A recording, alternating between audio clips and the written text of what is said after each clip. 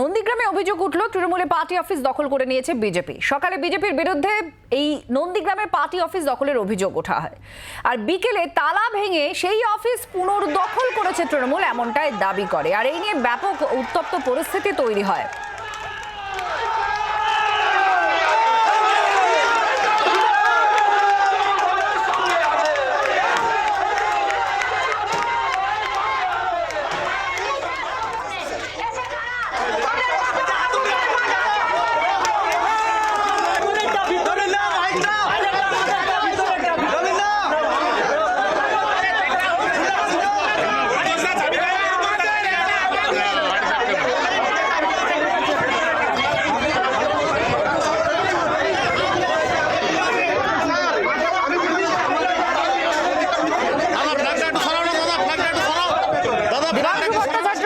তৃণমূল কংগ্রেসের প্রার্থী, তাকে দেখা যায় তিনি তালা ভাঙছেন এবং তৃণমূল দাবি করে যে এটা দখল করে নিয়েছিল বিজেপি, তারা আবার পুনর্দখল করেছে।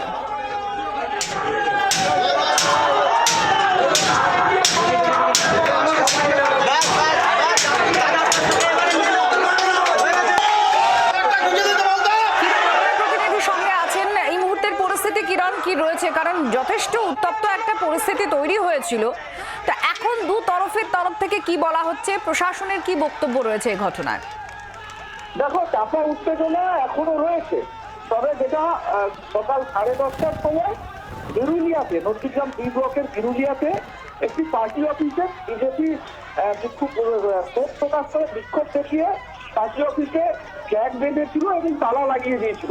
তাদের যেটা অভিযোগ ছিল, তৃণমূল দলের সুপ্রিমো মমতা বন্দ্যোপাধ্যায় মেদিনীপুরকে বদদাস্তের জেলা বলেছেন। এই অভিযোগ তুলে তারা দাবি তুলেছিলেন যে ক্ষমা চাইতে হবে, অন্যথায় এখানে তাদের আন্দোলন চলবে। সেই খবর পৌঁছে যাওয়ার পর তৃণমূল দলের প্রার্থী, লোকসভা কেন্দ্রের প্রার্থী দেবাংশু ভট্টাচার্য দলীয় কর্মী সমর্থক নেতৃত্বদের নিয়ে বিকেল 4টের সময় ফের বিরুলিয়াতে হাজির হয় এবং মিছিল করে তৃণমূল দলের যে পার্টি অফিসটি দখল হয়েছিল সেটিকে উদ্ধার করে বিজেপি যে ফ্ল্যাগ বেঁধেছিল সেই ফ্ল্যাগ ছিঁড়ে ফেলে দেয় এবং তালাটি ভেঙে ভেতরে প্রবেশ করে, দখল মুক্ত করে।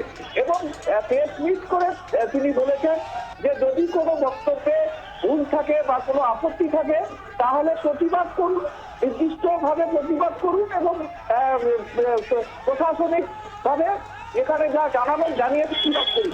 কিন্তু অন্যের জায়গা দখল করে নেওয়া এটা ঠিক নয়, সমুচিত নয়। অন্যের জায়গা দখল করলে দেবাংশু হুঁশিয়ারি দিয়েছেন যে আমরাও অন্যের জায়গা দখল করবো। তাহলে এই ঘটনাকে ঘিরে যথেষ্ট ধুমধুমার কাণ্ড ঘটে যায়, সেখানে চাপাগুতো তৈরি হয়, বিজেপি তৃণমূল কংগ্রেসের মধ্যে জমায়েত তৈরি হয়, সেখানে পরিস্থিতি দলীয় পুলিশ সামাল দেয়, আধা সামরিক বাহিনী সেখানে যায় সামাল দেয়।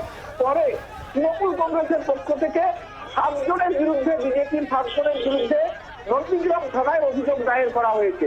এই মুহূর্তে আমরা বিজেপি নেতৃত্বের সঙ্গে আবারও কথা বলেছিলাম।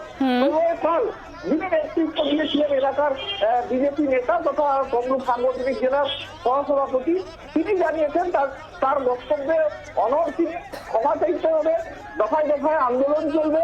এই তারা প্রতীকী এই ধরনের পার্টি অফিসে তালা ঝুলিয়ে ফ্ল্যাগ বেঁধে এই ধরনের বিক্ষোভ প্রতিবাদ জানালো। পরবর্তীকালে ক্ষমা না চাইলে তারা আরো বৃহত্তর আন্দোলনে নামবে। কেস দিয়েছে, তাতে তাদের কোনো। ধন্যবাদ কিরণ, তুমি নজর রাখো এই ঘটনার রেশ কিভাবে আসে, কি দেখা যায়, অবশ্যই আমরা নজর রাখবো। দেবাংশু ভট্টাচার্য, যিনি পুরো তালা মেরে মেরে ভেঙেছেন, সেই দেবাংশু ভট্টাচার্য প্রার্থী যিনি তমলুকের, তিনি কি বলছেন এই ঘটনায়, এবার শুনুন। শুভেন্দু বাবু দিন রাত গণতন্ত্র গণতন্ত্র করে হেদিয়ে মরেন, দিন রাত চিৎকার করেন গণতন্ত্র করে। এটা কি গণতন্ত্র?